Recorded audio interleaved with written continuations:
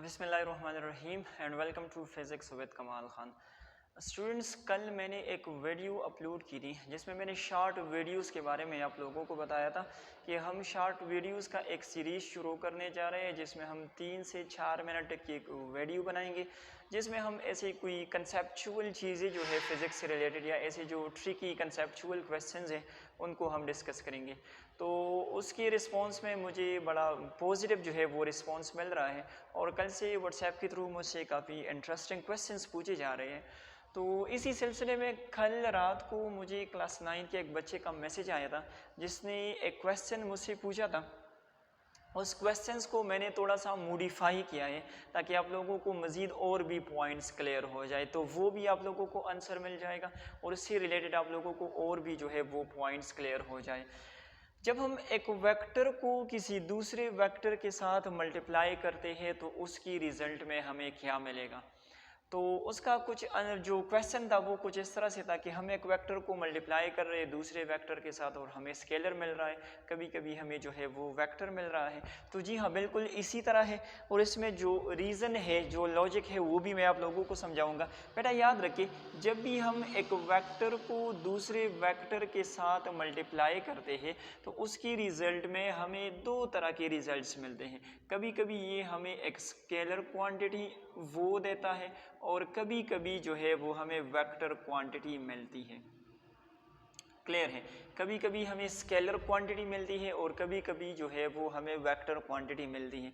तो इसी बेस पर हम कहते हैं कि जब भी हम वेक्टर्स को मल्टीप्लाई करते हैं तो वेक्टर का मल्टीप्लिकेशन हमारे पास असल में दो तरह का होता है। एक को हम कहते हैं स्केलर प्रोडक्ट, एक को हम कहते हैं क्या, स्केलर प्रोडक्ट, और दूसरे को हम कहते हैं वेक्टर प्रोडक्ट। स्केलर प्रोडक्ट का दूसरा नाम होता है डॉट प्रोडक्ट। क्या, डॉट प्रोडक्ट। और इसी तरह से वेक्टर प्रोडक्ट का दूसरा नाम है क्रॉस प्रोडक्ट। क्या है, क्रॉस प्रोडक्ट। तो बेटा इंशाल्लाह जब आप लोग फर्स्ट ईयर में जाओगे तो ये टॉपिक्स आप लोग चैप्टर 2 के अंदर काफ़ी डिटेल के साथ पढ़ोगे लेकिन मैं थोड़ा सा आप लोगों को कुछ ना कुछ आइडिया देता हूँ ताकि आप लोगों को कुछ ना कुछ समझ में आ जाए। अगर आप लोग चेक करें, हमारे पास है वर्क डन।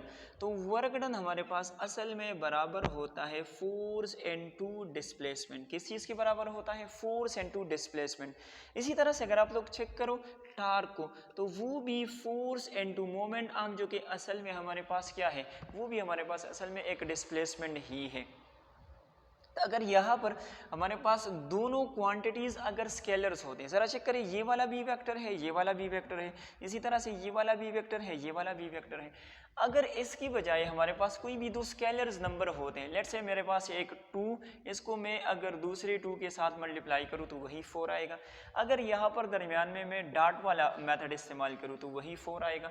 अगर मैं ब्रैकेट्स के ज़रिए से इसको मल्टीप्लाई करूँ तो वही 4 हमारे पास आएगा।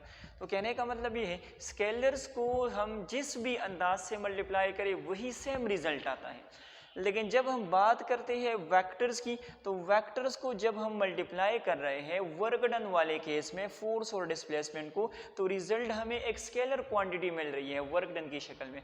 इसी तरह से यहाँ पर उसी फोर्स और डिस्प्लेसमेंट को हम मल्टीप्लाई कर रहे हैं और रिजल्ट हमें एक वेक्टर क्वांटिटी मिल रही है टार्क की शक्ल में।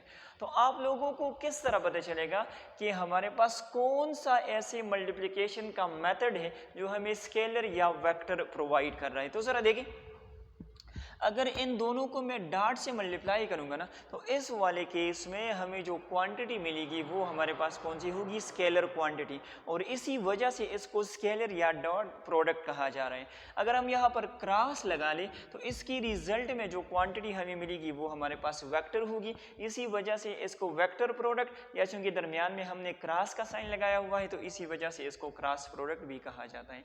मजीद अगर आप लोग एंगल थीटा के लिए इसको सिंप्लीफाई करना चाहो तो तब ये हमारे पास होता है W = FD cos थीटा।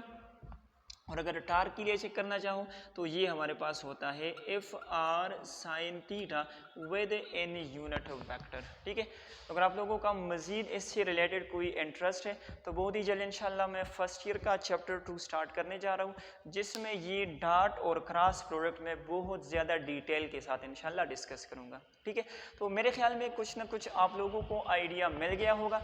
अगर मज़ीद इंटरेस्ट है तो इंशाल्लाह बहुत जल्द मैं ये वीडियो भी अपलोड करूँगा। Thank you so much.